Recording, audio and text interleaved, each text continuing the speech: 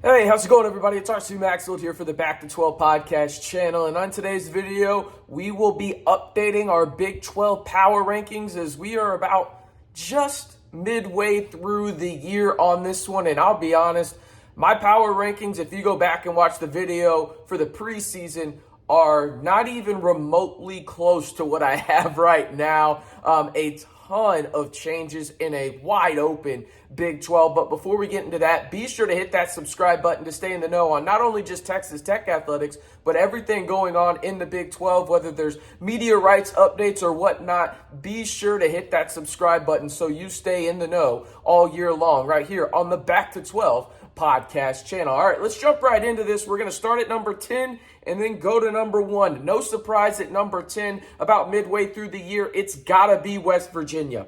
You look at what West Virginia has done so far, and yeah, it's bad. I'm going to be absolutely shocked if Neil Brown is still the head coach of the Mountaineers next year. They've done little to nothing offensively. They've done little to nothing defensively. Just looking at their points for this year in terms of conference play so far, it's 62, and they've allowed 93, which is the second most in the conference. So no surprise that they are there right now are the Mountaineers. Obviously, they had a solid showing a couple of times this year, but overall, I think it's just not a very good football team, and they should be number 10 currently in the Big 12 at the midway point of the regular season. Now, the next one is super interesting to me because I had them about middle of the pack, but I have them at 9, and that's the Cyclones of Iowa State.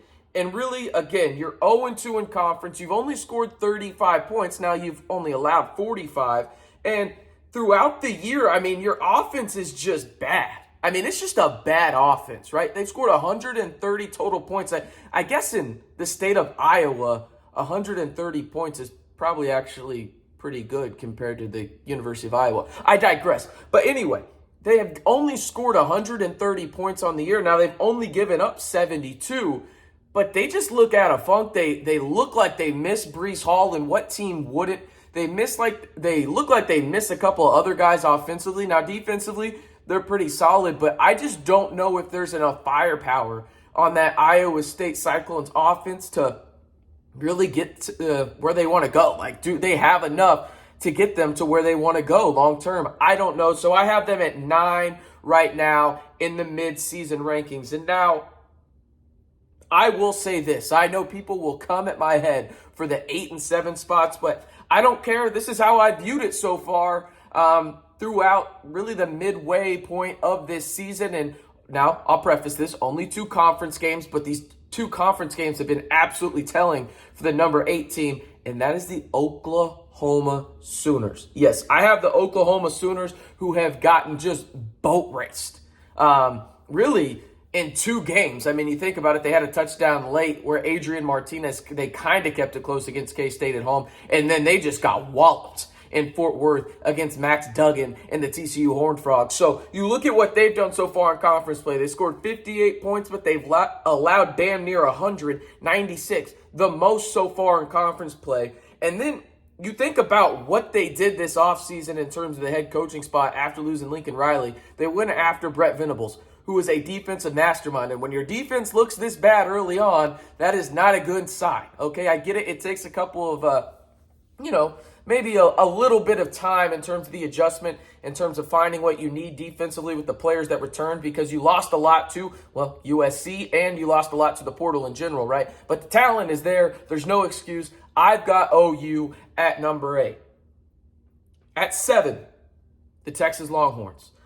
You've won 1 game, but it's against the lowly West Virginia Mountaineers in conference play, and you lost to Texas Tech out in Lubbock. And now some will say, well, Texas was the better team and blah, blah, blah, this and that and the other when they were at Texas Tech. Listen, I know you see the Texas Tech stuff behind me. I'm taking the bias out of it.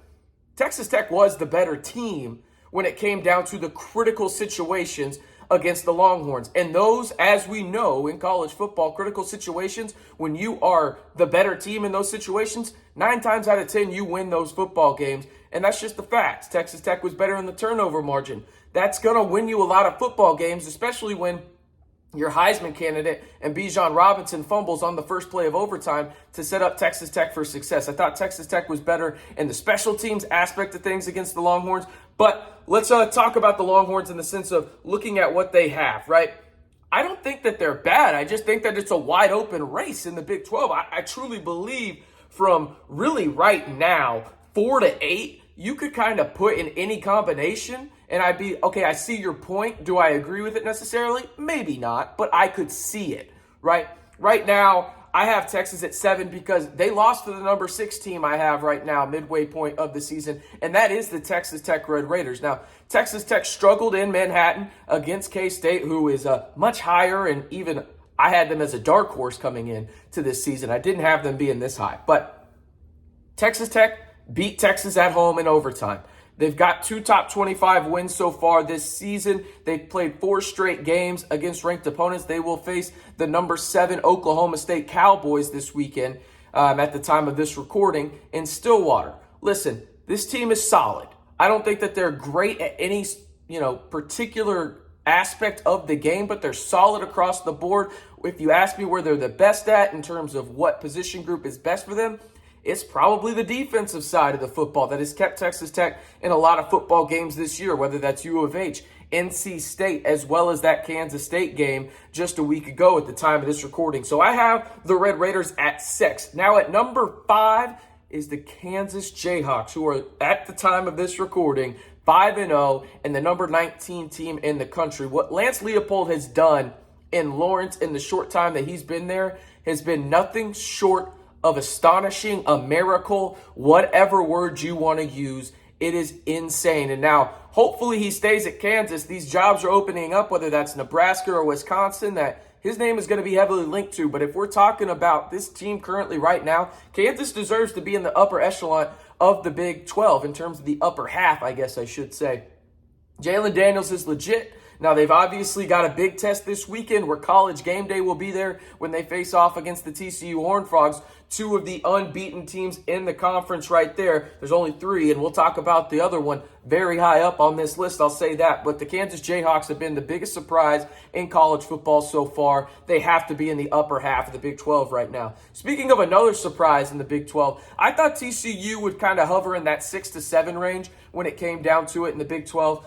But what Sonny Dykes has done with Max Duggan has been an absolute revelation. And I kind of got mocked a little bit because I said that Max Duggan should be the starting quarterback for TCU, even though Chandler Morris was the starting quarterback for the Horned Frogs when the season opened. I think Max gives them the best opportunity to win. I think he gives them the highest ceiling, but I think you could also argue he gives you the lowest floor. TCU needs that high ceiling and that big playmaking ability that Max Duggan provides. And now they're 4-0 right now, going into Lawrence on College Game Day with the chance to go to 5-0. They currently sit at number 17 in the country. If they win there, that's a top 25 win. We're talking about TCU as a top 14 team in the country, maybe even higher, depending on who loses in front of them. What they've done in season number 1 after losing Gary Patterson, a staple of that program, is astonishing, especially on the defensive side of the football. That's where I thought they had no chance to improve. I really didn't. And it's not because of the personnel or the coaching staff. It's just when you lose a guy like Gary Patterson, who has instilled defense over and over and over again, and then there's just a natural drop down in terms of at least an expected natural drop down in coaching. Them holding teams to only 88 total points so far this season. And remember, they played Oklahoma, is astonishing to me. TCU and Kansas are right up there in terms of the major surprises in college football so far. All right, moving into the top 3, I have Baylor at number 3 in this one. They're no longer ranked, are the Baylor Bears, but I think Baylor, in terms of what they've shown, is a very good football team. Now, they've struggled at times, specifically offensively. I thought Blake Shapen would be a little bit better, but I still have Baylor at number 3, even though what they've been through in terms of their season and everything like that. Remember, they played BYU on the road, and you kind of look at what Baylor has done so far in terms of their schedule in the Big 12, and, you face Oklahoma State. Okay, Oklahoma State's really good. There's a reason we're going to talk about them here in just a minute. You played BYU, you hung out in Provo, and you didn't end up winning. You lost 26-20. but then you beat Iowa State on the road, a hard place to play in Ames. So I think Baylor is right above TCU and Kansas. Now, that could easily change next week if TCU or Kansas wins that game. I could flip them as high as number 3 and move Baylor down. But right now, I think the Baylor Bears, in terms of what they've proven in a difficult schedule so far, in terms of on the road at BYU, on the road at Iowa State, and then they lose to Oklahoma State, I'm going to have them at number 3.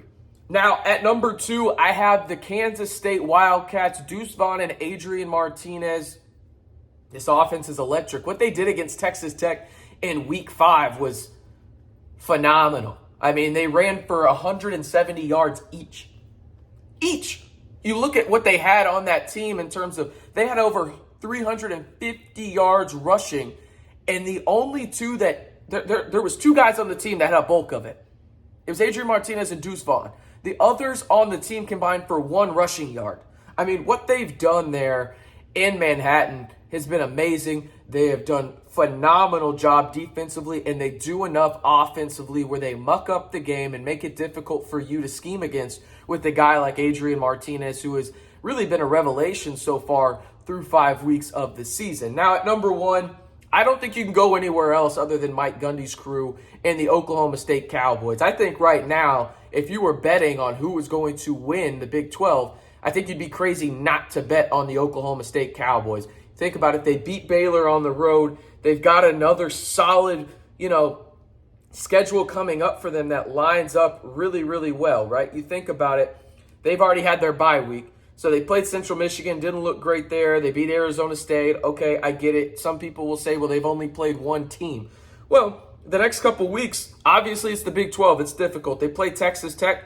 I would assume that is a win in Stillwater with the, way that Oklahoma State is playing right now. I probably give them a W. Then they go to Fort Worth. Then they play Texas.